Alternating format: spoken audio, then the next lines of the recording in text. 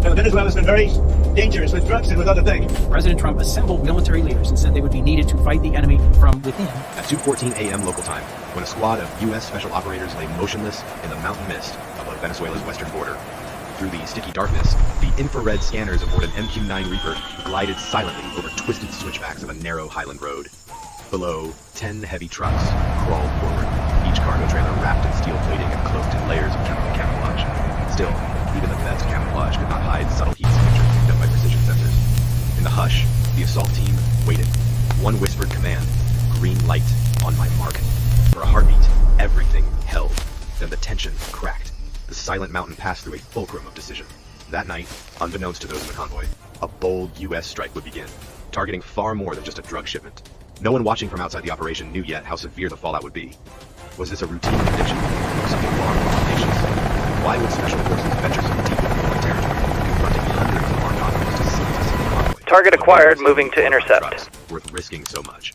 Roger that, join us confirming in peeling back coordinates. the layers of how the U.S. struck hard and fast. Make sure to subscribe to Military Power. Stand by. We bring you the Green untold light stories pending. behind military operations and secret warfare. As dawn hours fade into the humid Venezuelan highlands, the shadows of the Sierra Verde cartel stretch across Táchira's jungle slopes.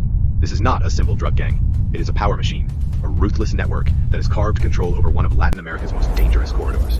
Sierra Verde dominates western Venezuela's routes to Colombia and the Caribbean, moving illicit goods and influence through remote passes that seem forgotten by law enforcement. According to multiple investigative reports, the cartel's manufacturing scale is jaw-dropping.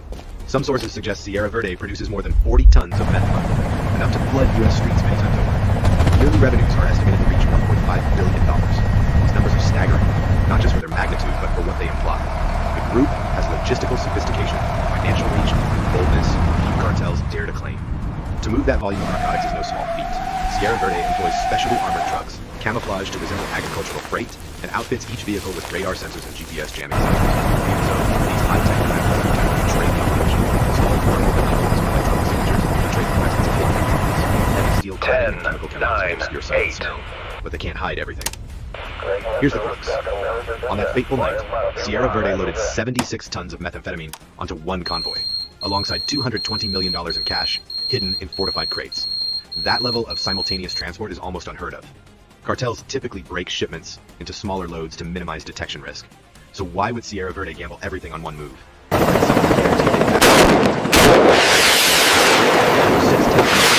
agencies like the TVA, allied with SOM, THCOM, and elements of finances, communications, and satellite signals. Intelligence teams followed money trails to offshore accounts, intercepted encrypted comms, and patiently mapped routes through mountainous terrain. Every piece of data mattered. A destination, a bank transaction, a fuel purchase in a remote village. Together, they formed a map pointing straight at that night's convoy. And so, the pieces converged. When Washington concluded that all intelligence led to that single highway, and that the risk of delay could allow the cartel to reroute or receive warning, the decision was made. Strike now.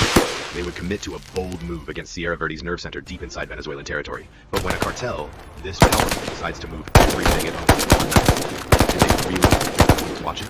Or had the hunt already begun from the sky above Táchira? High above the switchback road, an MQ-9 Reaper hung like a silent sentinel, its black glass eyes sweeping the dark. From that height, the convoy below looked ordinary at first. 10 heavy trucks, headlights muted, engines ticking in the night. But the Reaper saw what the human eye could not. Thermal signatures warm seams where hidden compartments hugged chemical vats, faint heat pools that betrayed recently running motors, and metallic reflections that cut through low clouds. Operators in the drone's control tent cross-checked every anomaly. They layered thermal maps over radar returns and flagged 3 trailers as high value. Those markers fed directly to the assault planners on the ground. In the trees below, 2 ranger squads and a steel element lay folded into the landscape. Boots buried in leaf litter, weapons angled, breath measured. 2 Apache attack helicopters waited on pre-planned perches, rotors low, sensors flying. Voices were slow earpieces, like a quiet river of commands. At 2:26 a.m., the decision came. Green light. In the space of 12 minutes, everything moved from surveillance to violence. The Reaper's operator held the feed like a pulse monitor, while the Apaches rolled their sensors toward targets. In one synchronized heartbeat, the kill box closed.